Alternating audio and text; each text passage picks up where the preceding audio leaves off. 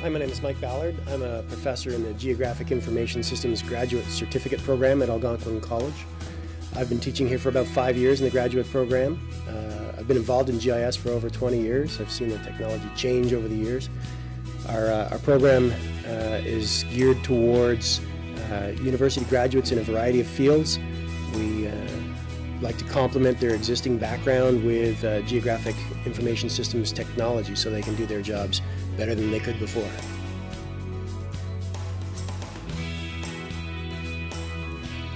As a graduate certificate, the basic requirements are a university degree or a college diploma. We also have English requirements for international students so that they can at least keep up with the material that we provide to them. Some of the nice-to-haves going in are maybe a little bit of experience with information technology, some database experience, or some computer programming.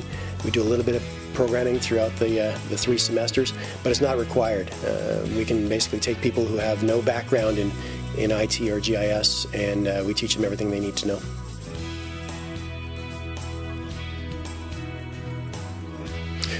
A key aspect of our program is it's actually a course in the 3rd semester called the GIS project, but that in practice is a year-long exercise. Each student identifies an area that they're interested in applying GIS in, and we try to hook them up with somebody outside in a government agency or a private sector, and they undertake a project, a demonstration project for their project sponsor. That means every student gets to sort of apply GIS in their own area of interest. And that's been a very successful approach for us. It gives people work experience. It also gives students a chance to develop some material that they can show off in their own particular field.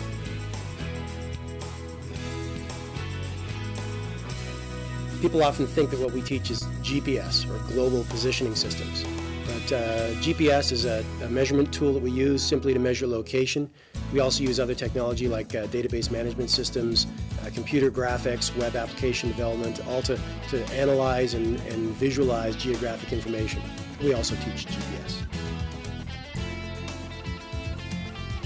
The kind of jobs that our graduates find are it's extremely varied. It's because the program is designed for people with a background in areas other than GIS, for example, geology or civil engineering, maybe computer studies. People find jobs in those areas, but what we're doing is we're giving them the added edge of GIS technology. So we take the 1-year program, we teach them some of the skills they need to use GIS to do what they've been trained to do in their degree or their diploma. So we have people going to organizations in Ottawa like the Geological Survey of Canada or the City of Ottawa, or in sort of natural resources areas looking at the conservation authorities. Have hired quite a few of our grads. Yeah, one project that stands out in mind as being, just particularly good storytelling is Rob. Rob did a project a couple of years ago. He said he was interested in just doing something that helped people somewhere in the world.